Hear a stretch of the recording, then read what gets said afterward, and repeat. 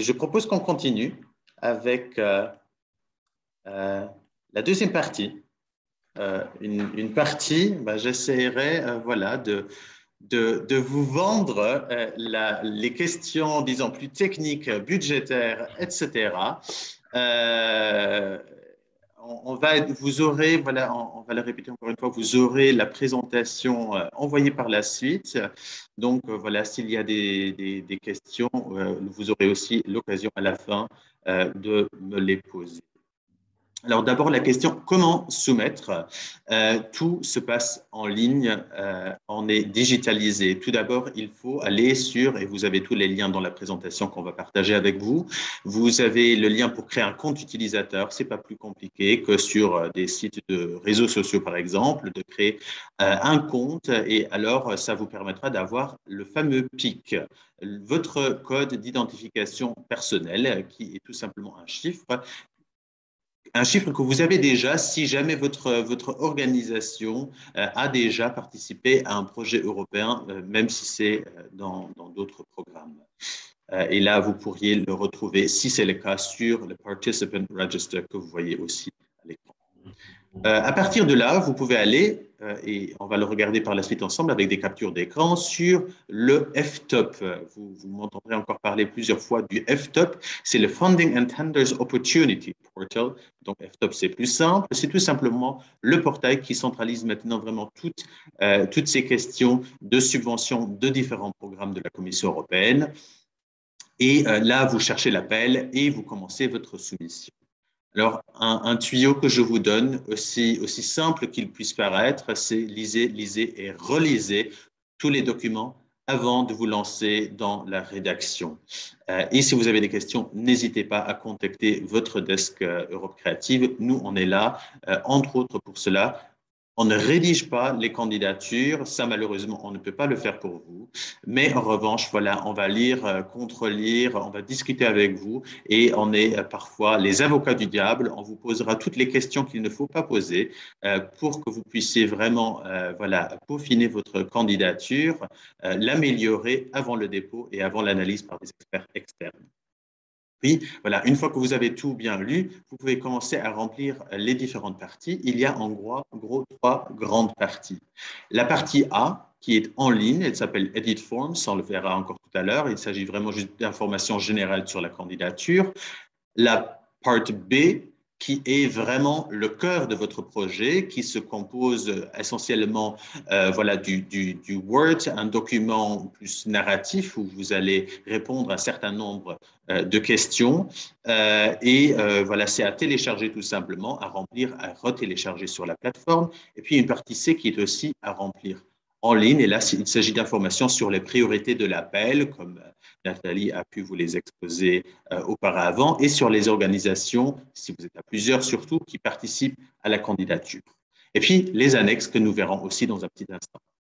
Une fois que vous avez tout rempli en ligne ou retéléchargé sur le site, vous pouvez cliquer sur le bouton soumettre et tout se passe en ligne. La plus importante chose, c'est vraiment de respecter la date limite, ce qui est voilà, un moment limite, je dirais même, parce que c'est en ligne et une minute trop tard, ce sera trop tard. On conseille toujours aux gens d'essayer de se prendre à cela quelques jours en amont si jamais il y a des soucis techniques. Voilà, pour tout relire sur la procédure en détail, vous pouvez suivre aussi le lien que je vous ai mis en bas de ce slide.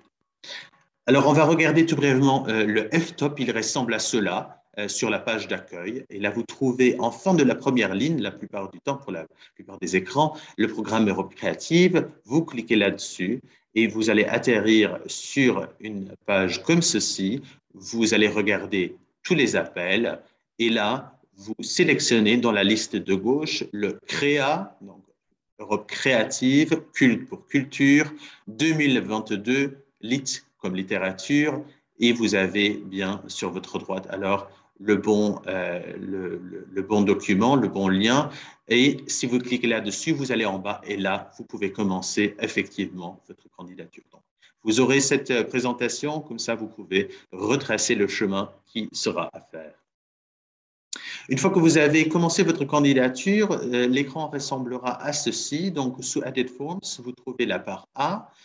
Derrière, vous voyez le bouton Parser. Dans la colonne de gauche, vous voyez Download Part B Templates. Donc, tous les documents de la partie B, c'est à télécharger là, dans un dossier zip, et à partir de là, vous pouvez les remplir et retélécharger.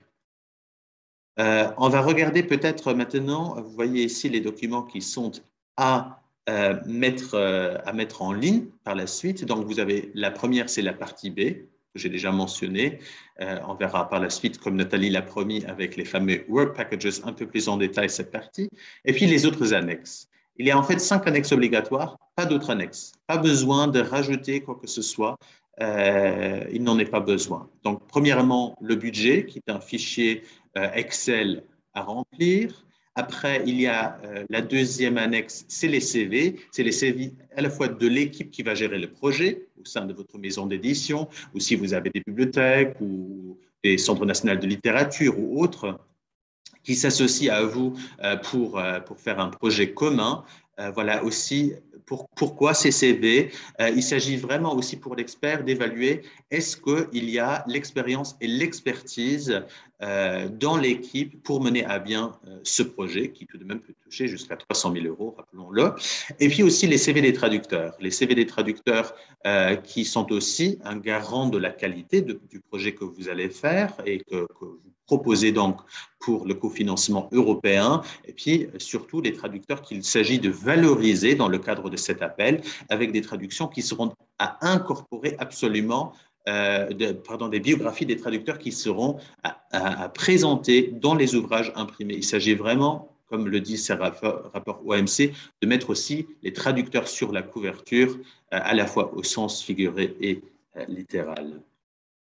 Et puis, la liste de projets clés de 4 dernières années, voilà, est-ce que les institutions qui participent dans le projet ont fait des projets similaires? Quelles sont les activités? Il s'agit là encore de mettre à disposition des experts des informations pour qu'ils puissent juger de l'expérience et de l'expertise. Et puis, 2 documents qui sont aussi des templates, donc des modèles qui sont téléchargés sous le lien que je vous ai montré. C'est simplement la liste de titres à traduire et publier, et puis la déclaration sur les publications. On va regarder tout brièvement les 2 dernières en détail, juste pour vous dire que, comme Nathalie l'a précisé en début du webinaire, ce ne sont pas des choses bien compliquées. Si on les regarde de près, on déchiffre vraiment des choses assez basiques qui ne doivent pas vous effrayer. Donc, cette annexe-là, c'est tout simplement pour chaque titre, le nom de l'auteur, le titre original, le genre littéraire, l'ISBN, le nom du traducteur et de quelle langue d'origine, vers quelle langue cible on va traduire. D'ailleurs, pour les genres littéraires, vous trouverez sur la deuxième page Excel, comme pour les langues, des précisions pour les différentes catégories, voire les abréviations pour les langues. Donc, voilà, c'est des choses. Il faut sélectionner ces livres en amont, bien sûr, mais c'est une annexe qui ne posera certainement pas de problème, ni non plus, d'ailleurs, l'autre, la déclaration sur les publications. En gros, c'est vraiment un document officiel où vous cochez toutes les cases et avec votre signature, vous dites que, voilà, entre autres, vous respectez tout ce qui a été exposé dans les lignes directrices par rapport aux langues, par rapport au fait d'avoir déjà discuté pour que ce soit possible d'obtenir les droits pour ces traductions, etc. Un petit mot sur la recherche de partenaires qui est possible parce que parfois, voilà, vous ne connaissez peut-être pas encore, vous avez en tête un certain profil auquel vous aimeriez vous associer pour un projet dans un certain pays, mais il vous manque encore des contacts. Alors, il y a effectivement plusieurs raisons pour des recherches de partenaires ou de travailler ensemble en consortium parce que c'est maintenant une possibilité qui ouvre de nouvelles voies. Ce n'est pas une obligation. Et le consortium, Nathalie l'a dit, il peut être national ou international. Puis vous avez ce requis minimum de 5, 11 ou 21 livres selon la catégorie. 5 livres pour une petite maison d'édition, c'est déjà beaucoup. Si on est à 2 ou 3 petites maisons d'édition, micro-édition, ça devient déjà faisable en cet espace de 36 mois. Et puis, peut-être que vous cherchez des profils spécifiques, complémentaires, notamment en termes, comme on l'a vu avec Fanny, en termes de communication, en termes de promotion, qui peuvent se joindre à vous pour assurer cette partie-là. Et puis voilà, vous avez vu la carte aussi de ce programme qui va au-delà de l'Union européenne et peut-être que vous voulez avoir une autre portée géographique, un consortium international dans ce cas-là, et vous êtes à la recherche de partenaires. De possibilités, un formulaire de nous, du réseau des desks Europe Créative, ou bien via le fameux FTOP. Alors, très brièvement, il s'agit simplement d'un document comme ça que nous, on peut vous mettre à disposition. Vous dites qui vous êtes, quel est l'appel, avec quoi vous aimeriez participer, ou si vous êtes ouvert aussi à ce que quelqu'un d'autre vous contacte pour un projet, et si vous nous autorisez à partager cela. À partir de là, dans tous les pays que vous avez vus qui ont déjà rejoint le programme et puis les autres à venir, vous avez des homologues de Nathalie et moi. On partage et on est en échange quotidiennement avec les collègues. On peut aider à trouver les profils. On partage via nos réseaux sociaux et via nos newsletters et sites web pour ceux qui ont aussi des bases de données de ces recherches de partenaires. Puis pour le FTOP, le fameux portail européen, vous pouvez y accéder via la barre de menu en haut ou si vous êtes sur la page de l'appel circulation d'œuvres littéraires, vous allez en bas et là vous avez aussi la possibilité ou bien, il y a deux possibilités, ou bien de rechercher des partenaires, et là vous ne devez pas être encore enregistré ou connecté, ou bien si vous voulez vous-même déposer votre recherche, vous devez vous connecter ou créer un profil au préalable. Alors, les fameux work packages, parce que c'est un peu pour ceux qui regardent de la part B, pour ceux qui ont déjà risqué un coup d'œil, c'est quelque chose qui a effrayé quelques-uns. Alors, il faut le voir vraiment pas comme un obstacle, mais comme une opportunité. D'abord, les paquets de travail, c'est quoi? C'est en fait une sorte de subdivision majeure entre juste une liste de tâches, de tout ce que vous voulez faire, des traductions à faire, à publier, des différentes activités de communication ou d'activités à l'international pour les droits étrangers, entre une telle liste simple, sans structuration et le projet dans son intégralité. Donc, on va, un peu comme les livres ici sur votre droite, on va les ficeler en paquets qui font du sens pour montrer en fait qu'on sait structurer son projet. Pour toutes ces questions, je vous ai mis aussi le lien vers un glossaire qui est en ligne sur le FTOP où vous trouvez beaucoup de ces mots qui peut-être au début ne vous sont pas entièrement familiers. Donc voilà, c'est l'opportunité, je l'ai dit, pour montrer à l'expert que vous savez structurer votre projet, que vous avez plus clairement fixé vos objectifs, voilà les livres qui sont à traduire, la promotion qui est à faire et les rôles, si vous êtes à plusieurs surtout, les rôles, comment ils sont distribués au sein de votre consortium. Alors, on nous pose toujours la question combien de work packages font sens et encore bonne nouvelle pour vous parce que pour cet appel-ci, c'est assez simple. Pour cet appel-ci, il y a 4 work packages qui sont obligatoires. Il n'y a pas de discussion autour de cela. On va les regarder en détail dans un instant. Et puis, vous avez d'autres que vous pourriez rajouter si cela fait sens dans le cadre de votre projet. Seulement si cela fait sens et si c'est nécessaire pour vous. Sinon, vous vous tenez tout simplement aux 4 qui sont obligatoires. Vous les trouvez d'ailleurs aux pages 19-20. Je l'ai encadré ici dans les documents d'appel. On va les regarder brièvement ensemble, donc ceux qui sont obligatoires, puis un facultatif à titre d'exemple. On est associant à chaque work package en fait les activités, qu'est-ce qu'on va faire, et puis les délivrables. Ceux aussi où le terme de délivrable est peut-être un peu moins familier.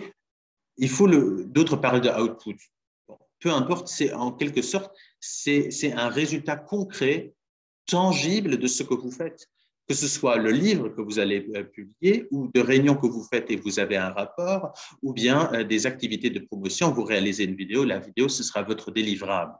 Donc, des choses concrètes avec lesquelles on peut prouver que vous avez fait les activités que vous avez proposées. On va tout simplement mettre les paquets qui sont obligatoires et on va regarder déjà le premier. La gestion de projet. Et Fanny l'a dit avant, et c'est très important, votre charge de travail, elle est éligible en tant que coût dans le cadre d'un tel projet. Vous avez des réunions, vous avez une coordination à faire, surtout si vous êtes à plusieurs. Vous avez à contrôler, notamment aussi la qualité des choses qui se font. Vous développez une stratégie de communication, vous préparez des rapports, etc.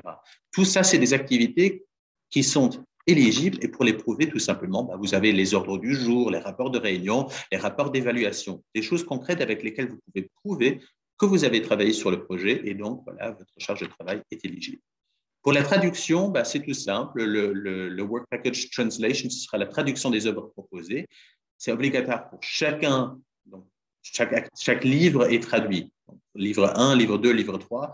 Ça fait à chaque fois une activité, disons, et vous devez les prouver. Et là, c'est intéressant pour vous aussi parce que vous avez une certaine obligation de ces délivrables-là. Donc, vous n'avez pas à vous casser la tête pour trouver comment interpréter, comment prouver. Les traductions, vous allez les prouver avec les contrats avec les traducteurs à ce stade-là seulement, puis les preuves de paiement et les déclarations signées par les traducteurs. Après, voilà, vous pouvez éventuellement rajouter encore des extraits de traduction, etc.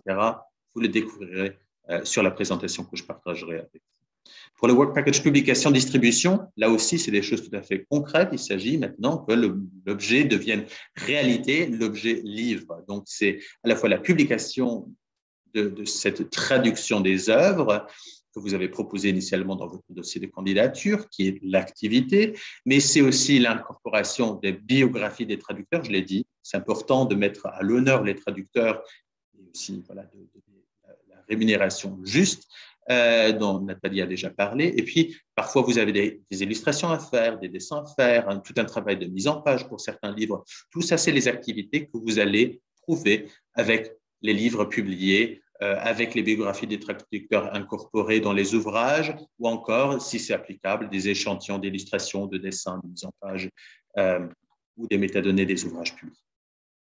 Pour la promotion et la communication, là, je ne vais pas entrer dans le détail parce que beaucoup est possible. Fanny vous a donné beaucoup de pistes. C'est les campagnes de communication, les campagnes de dissémination des résultats du projet que vous devez faire, voilà, la production de matériel de communication. Tout ça, c'est en ligne ou en print, en digital, hors ligne. Ça, c'est quelque chose, les paquets d'avant, le 2 et le 3, donc la traduction et la publication, ça s'appliquait pour chacun des livres. Ici, c'est pour chacun des livres et pour le projet dans sa globalité. Je prends l'exemple voilà, des histoires nordiques de versant sud.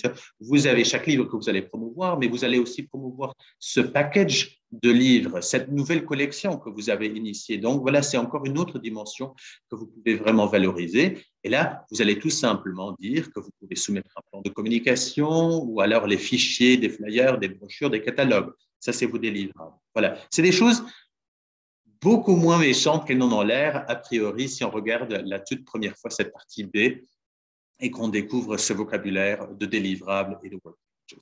Un autre que je voudrais juste rajouter, parce que je pense qu'il est intéressant, c'est cette idée des activités qui aident à la vente de droits étrangers. Nathalie l'a déjà dit, c'est devenu, et c'est nouveau, c'est devenu quelque chose d'éligible dans le cadre de ces projets-là. Et donc, qu'est-ce qu'on peut imaginer sous cela? Voilà, les catalogues des sample translations, mais aussi participation à des foires internationales. Tous les frais que vous allez rencontrer à ce moment-là sont des frais éligibles. Donc, le stand que vous allez louer à une foire pour promouvoir, et c'est important de le souligner, pas seulement, par exemple, les 5 livres que vous avez décidé de traduire, mais aussi d'autres auteurs du catalogue de votre maison d'édition ou de votre backlist. Donc, tout ce qui contribue, en quelque sorte, à faciliter votre accès au marché, à renforcer votre compétitivité sur le marché international en tant que maison d'édition, est éligible pour cette partie-là, au-delà du nombre de titres que vous allez traduire dans le cadre de cet appel. Et là, voilà, vous allez le prouver tout simplement avec les fichiers de catalogue ou les fichiers des sample translations ou des rapports de votre participation à une foire ou votre liste de rendez-vous que vous avez eu, une preuve de location de surface à ces foires. Voilà. C'est donc une dimension encore plus intéressante pour vous projeter en tant que maison d'édition à un niveau international qui contribue ici aux frais éligibles. Voilà, concrètement, comment cela se traduit dans cette partie B? Alors, voilà, vous avez en fait cette partie-là que vous pouvez sur votre gauche que vous allez copier, coller autant de fois que nécessaire pour les work packages obligatoires, plus si nécessaire pour les facultatifs ou le ou les facultatifs, mais copier seulement les parties nécessaires. Je vous ai mis là à droite, c'est des questions sur des budgets, mais alors, ça ne s'applique pas, je vous l'indique encore une fois ici, pour les appels qui sont soumis au forfait customisé. Je reviens tout de suite à cette autre appellation qui fait un peu gros mot pour certains au début. En fait, quand il y a les forfaits customisés qui s'appliquent, comme ici pour l'appel de circulation d'œuvres littéraires européennes, alors vous n'avez pas à remplir ces parties-là. Donc, vous n'avez pas besoin de les remplir, ni quand vous faites les copier-coller, de reprendre ces parties-là aussi. À partir de là, c'est tout simple. Voilà. Vous allez donner un titre à votre work package, ils sont déjà là. Quand il commence, quand il finit, en termes de mois, M1, c'est le premier mois du projet. Voilà, M36, le 36e de votre projet. Qu'est-ce que vous voulez atteindre? Et puis, voilà, quelles sont les tâches, la traduction, tout ce qu'on a vu avant dans ce tableau. Et puis, vous avez la question des milestones. Autre bonne nouvelle, ça, c'est pour de gros projets où il faut, voilà, juger à un certain moment. On continue, on ne continue pas, on continue dans une direction ou dans une autre. Ce n'est pas obligatoire et donc ça ne s'applique pas directement pour vous. Et les délivrables, on l'a déjà vu. Donc, vous avez tout simplement un tableau où vous allez mettre ces délivrables comme on les a vus dans le tableau précédent. Pour le budget, juste les grands principes. Alors, c'est le principe de cofinancement. Donc, effectivement, ce n'est pas un financement à 100%, ça c'est clair. Mais vous pouvez le combiner aux aides nationales, bien entendu. Et n'oubliez pas que, surtout pour les frais de traduction, vous avez une telle aide à la traduction, voire, comme chez nous par exemple, il y a une aide à la traduction et une aide à la publication pour éditeurs étrangers par les autorités luxembourgeoises. Donc, vous pouvez combiner l'aide européenne à ces aides des différents États. Et puis, en revanche, vous ne pouvez pas soumettre un budget où vous allez prévoir de faire de gros bénéfices. Vous n'allez pas inscrire des bénéfices dans ce budget. Le budget que vous allez établir, c'est un budget basé sur des coûts que vous anticipez. Ce n'est pas un budget où vous allez vous dire que il faut mettre un peu de l'argent de côté pour votre maison d'édition. Cela semble clair. Et puis, le principe de pas de double financement, je l'ai dit, vous pouvez combiner l'aide européenne à des aides bilatérales ou de différents États, mais pas deux aides européennes entre elles pour une même activité. Si vous faites par exemple un projet de coopération, et là vous faites financer déjà une activité de promotion d'un livre, vous ne pouvez pas la faire financer aussi sous cet appel-ci. Puis, le sous-contrat, il est possible. Le sous-contrat, c'est-à-dire vous allez donner, c'est peut-être important de rajouter cette notion, le sous-contrat, c'est quand vous donnez une activité essentielle de votre projet à quelqu'un d'autre pour la faire et qui ne fait pas partie des partenaires du projet. C'est possible. Il faudra juste le justifier si ça représente plus de 30%. C'est quelque chose de tout à fait normal, surtout pour des petites et micro-éditions. Aussi d'avoir besoin de recourir à de la main-d'œuvre externe, disons, pour certains aspects. Vous trouvez ici, encore une fois, voilà, les principes, pas de conflit d'intérêts, cela semble légitime et normal. Et puis, best value for money ou tout simplement la meilleure offre, à vous de choisir l'une ou l'autre. Et puis, la question des forfaits customisés. Je l'ai déjà dit, vous avez des work packages, vous allez soumettre, en fait, vous allez dire, vous allez faire des conférences, vous allez traduire 5 livres, vous allez faire 3 conférences, vous allez faire 2 ateliers avec des enfants.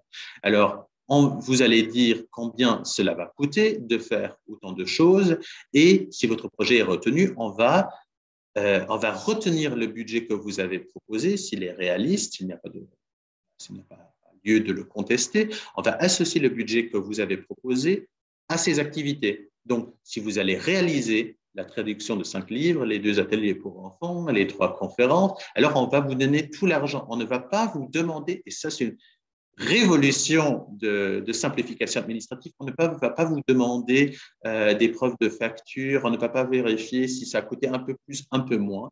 Il s'agit au début de soumettre un budget réaliste. Et surtout, il s'agit de livrer ce que vous avez proposé dans le cadre de votre candidature. Important, Voilà, si vous dites, par exemple, j'ai besoin d'une salle qu'on me met à disposition, ben, normalement, on nous facturerait 10 000 euros pour la salle, mais quelqu'un nous la met à disposition. Les mises à disposition, ce n'est pas des frais réels éligibles parce qu'ils ne sont pas vérifiables, tout simplement. C'est un peu comme si vous inventiez des frais, mais qui ne vont jamais exister. Voilà, pour toutes ces questions-là, de toute façon, je vous ai mis la référence du Annotated Grant Agreement, le fameux AGA, qui est une lecture un peu aride, mais qui est la base vraiment pour juger quels frais sont éligibles ou ne le sont pas. En cas de doute, rapprochez-vous de votre desk Europe Créative, on est là pour ça aussi. Et puis, sachez que, parce que parfois vous êtes logé quelque part, ou vous devez payer des frais de location, alors on ne pourra pas attribuer cela directement au projet. Et ce sera pareil pour votre imprimante, pour le téléphone, des frais qu'on ne peut pas associer directement au projet que vous allez soumettre. Il fera partie tout simplement d'un forfait qu'on va calculer. 7% des frais directs seront rajoutés en tant que coût indirect dans le fichier budget.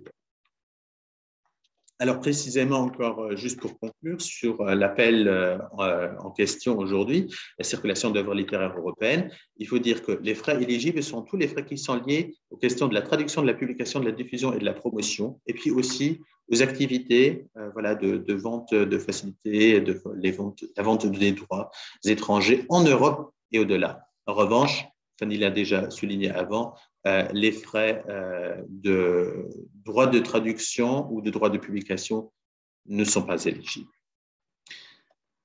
Si votre projet est sélectionné, voilà à quoi va ressembler le cycle d'un projet. Il faut soumettre pour 5 heures de l'après-midi, heure de Bruxelles, pas plus tard, le 31 mai 2022 au plus tard. L'évaluation se fera jusqu'en août. Vous serez averti en septembre si votre projet est sélectionné et puis on va signer le contrat.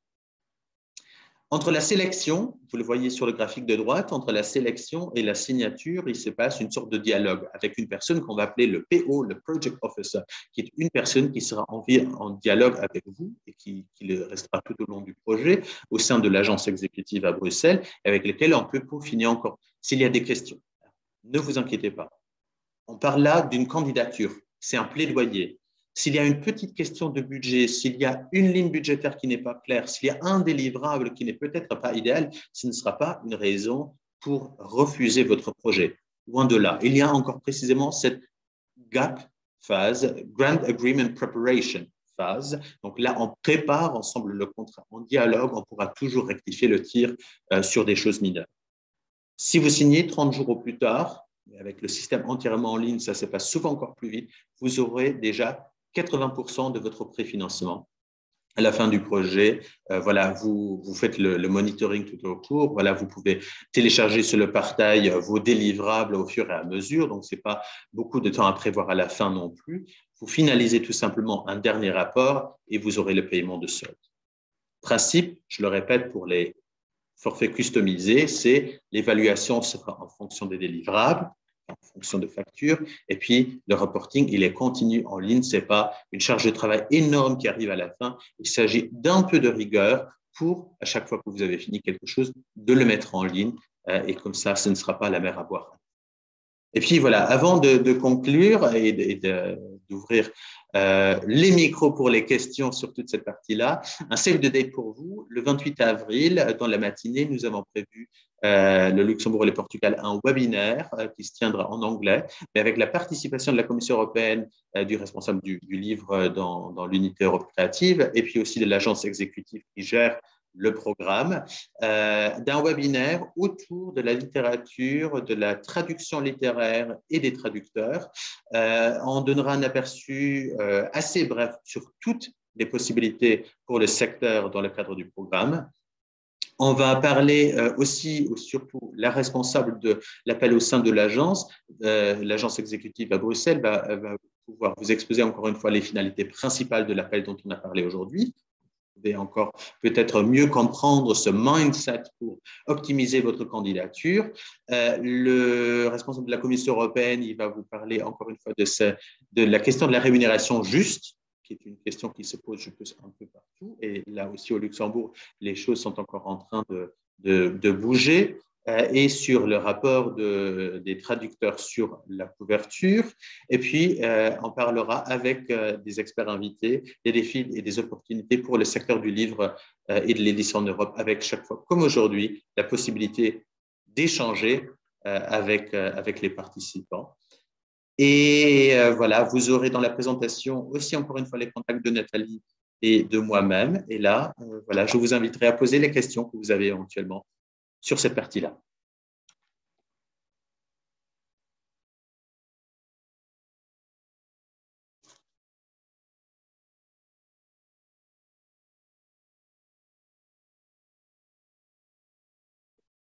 Est-ce qu'il y a des questions?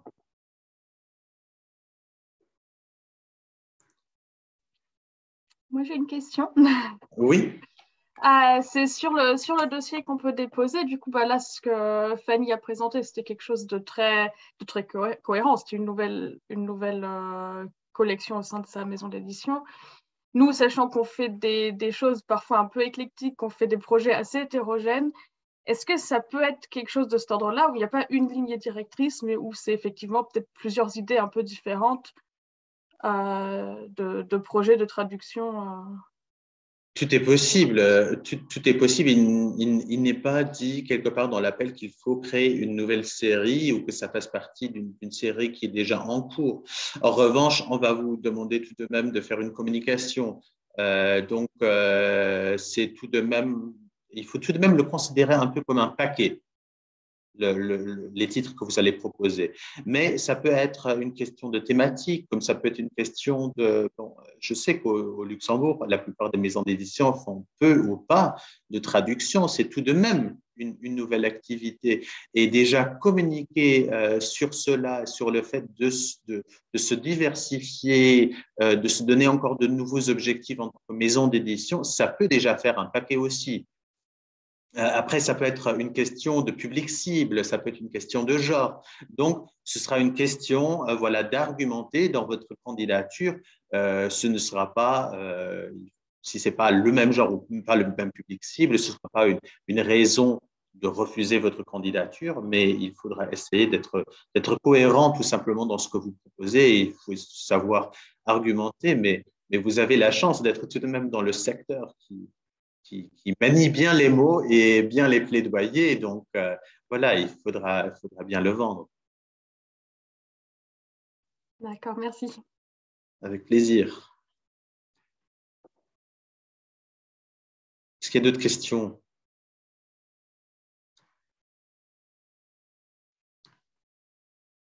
Pas de questions du tout? Non? C'était tellement clair ou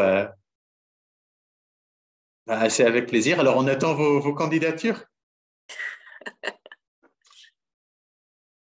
Écoutez, s'il n'y a pas de questions, on ne va pas vous obliger de rester avec nous et de rester en ligne.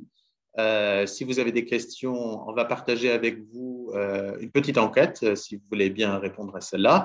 On va partager avec vous, c'est une enquête de 2 minutes, donc ne vous inquiétez pas.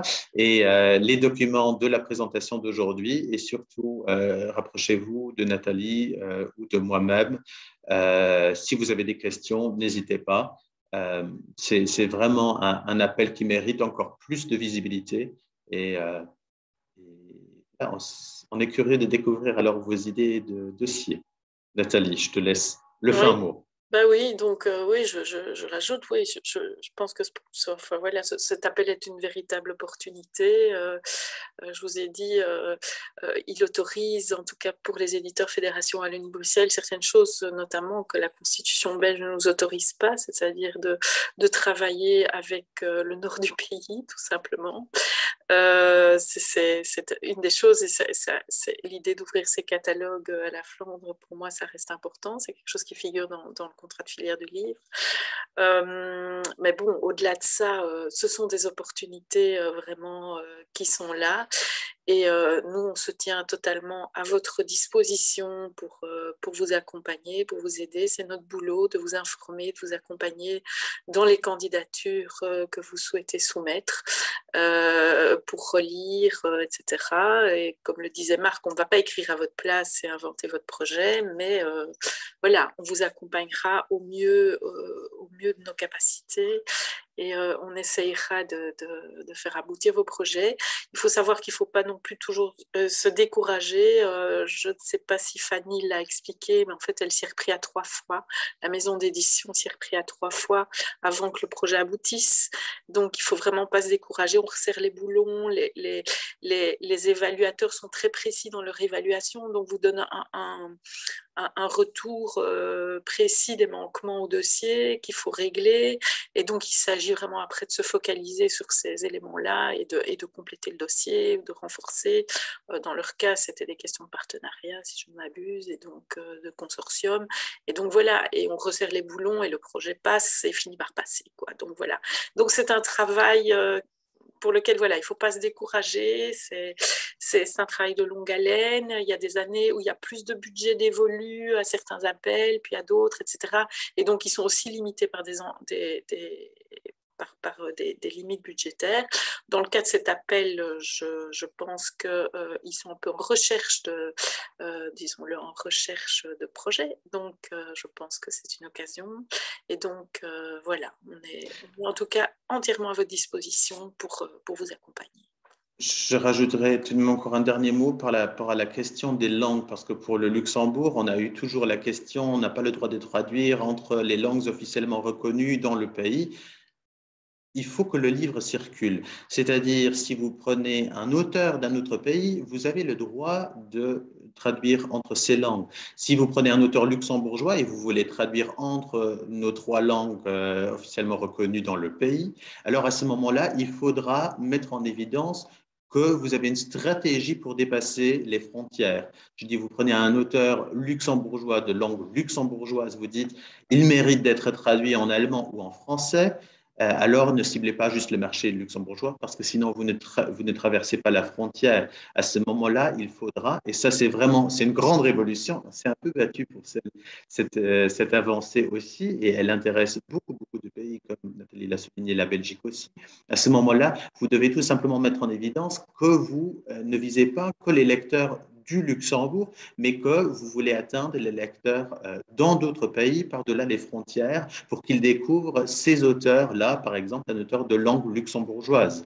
Donc, je pense que c'est des choses qui font sens et qui, en plus, vous permettent, en tant qu'éditeur luxembourgeois, de faire découvrir ces auteurs-là aussi à des lecteurs au Luxembourg qui peut-être ne sont pas friands pour lire en langue luxembourgeoise. Mais en revanche, vous avez déjà un peu moins de risques économiques que vous courez parce que vous avez déjà un certain lectorat que vous pouvez cibler, que vous connaissez. Donc voilà, c'est vraiment, on voit que l'appel est devenu plus flexible, qu'il s'est beaucoup ouvert et puis le fait de pouvoir travailler ensemble, c'est une autre avancée majeure. Et ne pensez pas juste à des éditeurs, sont éligibles, voilà, aussi pour travailler avec vous, toutes les entités qui travaillent dans le secteur du livre et de l'édition, notamment en termes de communication, en termes de promotion. Je pense que cela ouvre de grandes portes, disons-le comme ça. Et puis voilà, un grand merci de vous être connecté aujourd'hui. C'était un plaisir et on a hâte de faire le suivi.